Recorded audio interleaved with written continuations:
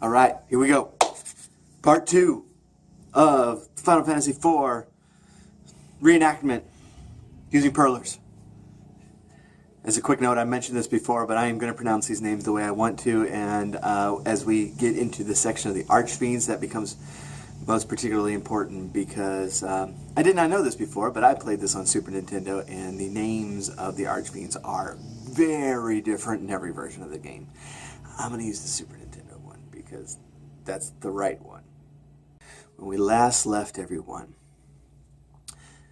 they were heading on a boat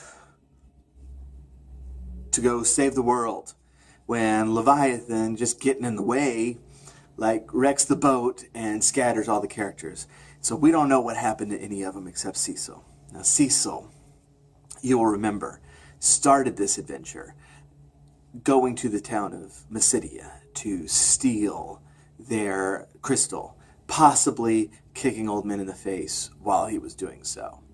And now he finds himself on the shore of the town of Mysdia with nowhere else to go. So that's exactly where he goes. Now, in the town of Mysdia, he goes in and he speaks to the elders, which are they're a little bit wary of him. You know, one of them got kicked in the face after all. But he's like, hey, look, I'm a dark knight. I don't want to be a dark knight anymore. I figured out that being a dark knight is not going to work. Is not going to let me defeat the growing evil in the world. Golbez, the kingdom of Baron. I must defeat them. But the more I grow in the power of darkness, the more I realize that that is not going to be the way to succeed. And they're like, oh, okay, well, that's very convenient because we have this mountain like right next door that you can go to and be rid of that. And he's like, great, all right, this is going to work. And they're like, hey, you need to send, we need to send some people with you. And those people are the twins, Palom and Porom. Palom? Porom? I think that's right. I was always bad at their names. And in these characters are not everyone's favorite. They actually are my favorite. I love the twins, but not everybody likes the twins. I am an Edward hater. I don't think we're going to see Edward at all. Well, no, we are going to see Edward in this. Oh, shoot, I just gave away the plot, didn't I? Forget what I said. No, we don't know if we're going to see Edward in this episode. But I'm an Edward hater. I like the twins. I don't know if there are any people who like Edward. He's really kind of worthless. But the twins. One of them is a white magic user, and the other one is a black magic user, girl and boy. And they can also cast twin magic, which I thought was just a really cool idea, that they combine their efforts and cast on top of each other and make these really cool effects. And I like them. Now they're young and they're immature, especially the boy. Same thing as Palom. I think so. Palom. Porom is much more mature, and so they have kind of a bouncy little theme, and they do twirls in the air a lot, which happens a lot in Final Fantasy VI, like that, and they do that a lot. So the three of them head down, and they go to Mount Ordeals. Now on Mount Ordeals, this is who they find.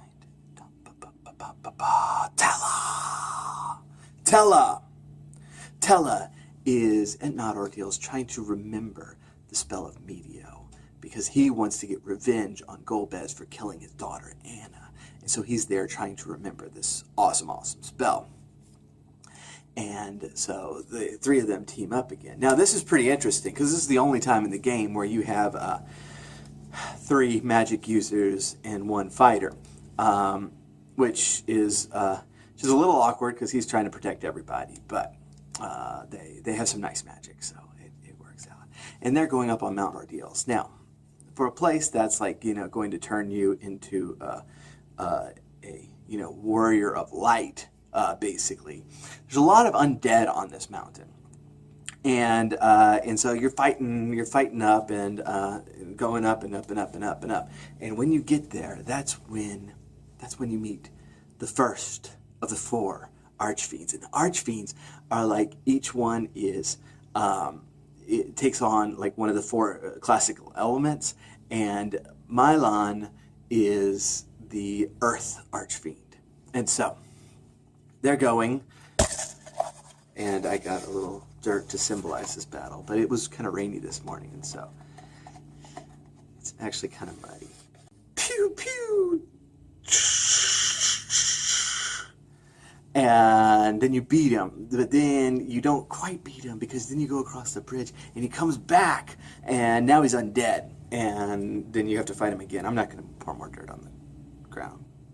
That really was muddy. And now here's a pro tip, okay? Because you can just completely reverse your party and to put all the magic users in front, so then when they attack you from behind, then Cecil's in front. That saves you a round from having somebody call the switch. So then you go into the little temple up at the top. And this is the critical moment of the game, because this is where Cecil sheds his dark armor and puts on armor of light.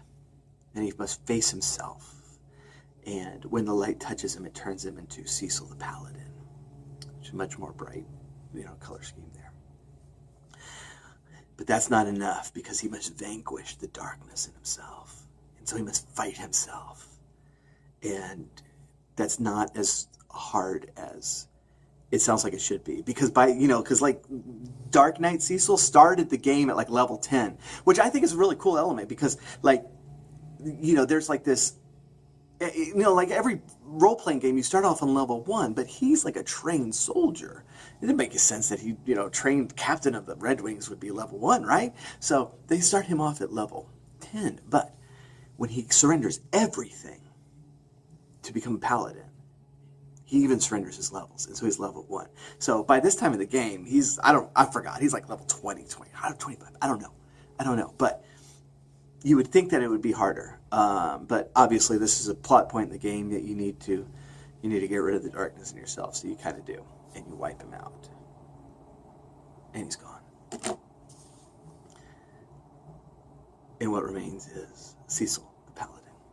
Now in the meanwhile, Tella has remembered his spells, including Meteo, which the game does this little thing that prevents you from casting it, because Meteo costs 99 MP, and Tella eternally has 90 MP, which is very frustrating for the first-time player until you realize that Meteo is just a kind of a plot point that you're going to use later.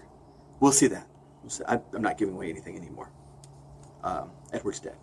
He's just dead. Except that he's dead.